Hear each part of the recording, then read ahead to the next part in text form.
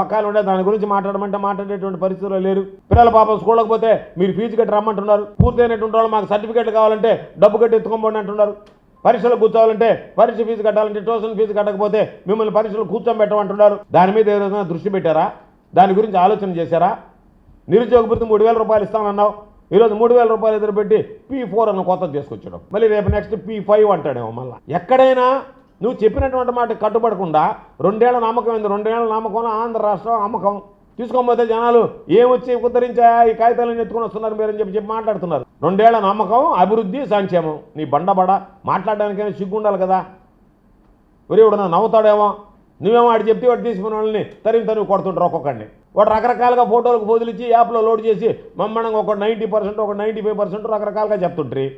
మేము అడిగినటువంటి ప్రశ్నకి మీకు సమాధానం చెప్పే ధైర్యం లేక, మీరు చెప్పలేక ఈరోజు రకరకాలుగా ఏదో ఒక విధంగా మసిపూసి మారేడికాయ చేసేటువంటి ప్రయత్నం చేస్తున్నారు. కాబట్టి మేము స్పష్టంగా మా పోరాటం ఆ 4 అంశాల మీద విద్యా వ్యవస్థకు సంబంధించి కొనసాగుతుంది. విద్యా వ్యవస్థలో ఏదైతే మేము లోకేష్ రాజీనామా చేయాలన్నామో ఏమాత్రం నైతిక విలువలు లేనటువంటి కుటుంబం నారా కుటుంబం. అందుకని మీకు నైతిక విలువలు ఉన్నాయని మేము అనుకోవటంలే.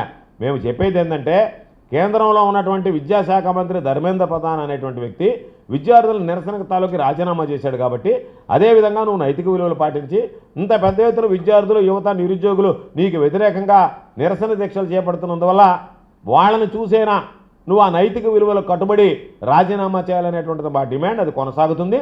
దానితో పాటు జరిగినటువంటి సంఘటనల మీద మీకు ధైర్యం ఉంటే, మీకు ఎక్కడా పొరపాటు జరగలేదనేటువంటి నమ్మకం ఉంటే, విశ్వాసం ఉంటే మీరు ఎందుకని దాని మీద సిబిఐ విచారణకు వెనకాడుతున్నారు? సిబిఐ విచారణకు వెనకాడుతుందంటేనే సమాజం, ప్రజలు ఖచ్చితంగా దీంట్లో ఏదో జరిగిందనేటువంటి నమ్మకం, మేము చెప్పేటువంటి దాని మీద వాస్తవం ఏర్పడుతుంది. మీరు జీవోలు ఏ విధంగా చీకటి జీవోలు తీసుకొచ్చారు, ఏ విధంగా జీవోలని డిఎస్సి వరకు మీరు అన్వయించి మిగతా వాటికి వదిలేశారు. కాబట్టి దీని మీద పూర్తి స్థాయిలో సిబిఐ విచారణ జరపాలి.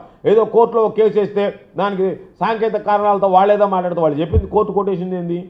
మీ ఇంట్రెస్ట్ ఏంది అని అడిగింది పబ్లిక్ ఇంట్రెస్ట్, అంతే తప్ప అదేం విచారించి కొట్టేలే. దానికి సంబంధించిన దాంట్లో అబ్బా వీళ్ళకి సొక్కెదురు అంటే ఏం సొక్కెదురా? ఏమెదురు సొక్కెదురా? ఎదురు దెబ్బ అంటే ఏం దెబ్బ? ఏదో ఒక 4 ఊతపాదాలు ఎత్తుకునేది ఈయనకు సొక్కెదురు, ఈయనకి ఎదురు దెబ్బ. ఏమి ఎదురు దెబ్బలా సొక్కెదురులే. ఎక్కడ విచారణ జరిగి కొట్టేలే. ప్రాథమిక స్థాయిలో సాంకేతిక కారణాల వల్ల ఈ కేసు ఎందుకు తీసుకోవాల్సి వస్తుందో చెప్పమని అడిగినారంటే దాని మీద వివరణ ఇస్తారు. దాని మీద కావాలంటే మళ్ళీ కేసును కొనసాగిస్తారు. దానికి సంబంధించినటువంటి దాంట్లో మీరు తప్పించుకోలేరు. ఆ సిబిఐ విచారణకు మీరు ఎందుకు కనుకడతారో దానికి సమాధానం చెప్పండి. 9,500 కోట్లు విద్యా దీవెన వసతి దీవెనకు సంబంధించినటువంటి బకాయిలు వెంటనే విడుదల చేయించండి.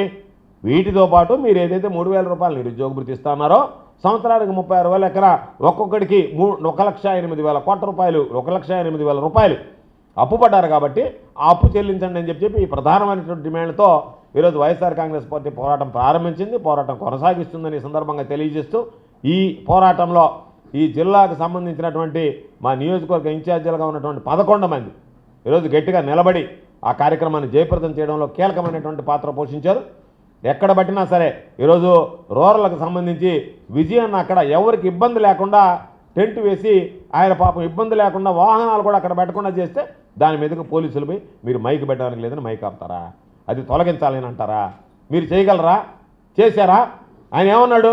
నేను తీను, మేము పెట్టేదే అని చెప్పి ఎదురు తిరుక్కుంటే మీరు ఏం చేయగలిగారు? తోక ముడుచుకొని పారిపోయారు. ఎందుకు ఆ పరిస్థితులు తెచ్చుకుంటున్నారు?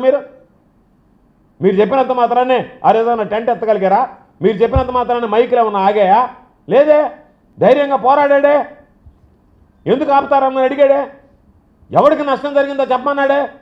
చిల్లర చేష్టాలు, చిల్లర వ్యవహారాలు ఇప్పటికైనా మానుకోండి. దానివల్ల మరింత అబాస్పాలు అవుతారు, మరింత పలచన అవుతారు తప్ప దానివల్ల ఏం ఉపయోగం ఉండదు.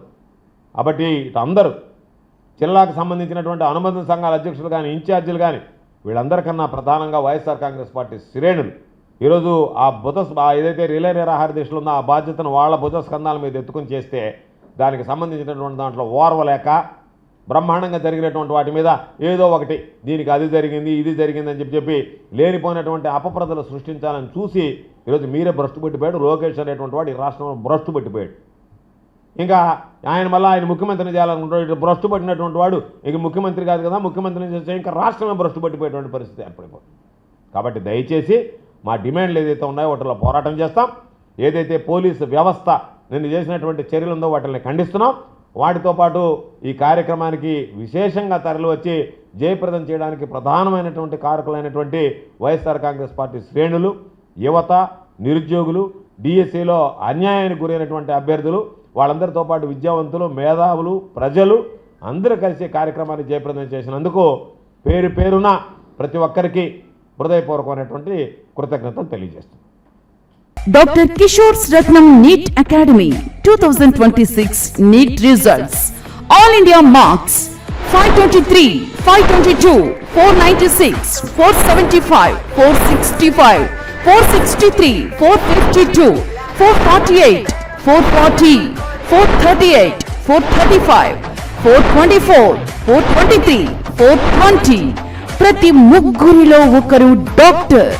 2027 NEET long-term coaching classes starts from July 24, 2026. Special focus on physics, chemistry, limited strength, personal care, AC hostel classrooms for girls. NEET లో 300 నుండి 390 మార్కులు మరియు ఇంటర్మీడియట్ లో 950కి పైగా మార్కులు సాధించిన విద్యార్థులకు ఫీజులో ప్రత్యేక రాయితీ కలదు. డాక్టర్ కావాలని మీ లక్ష్యమైతే సాకారం చేయడం మా ధ్యేయం.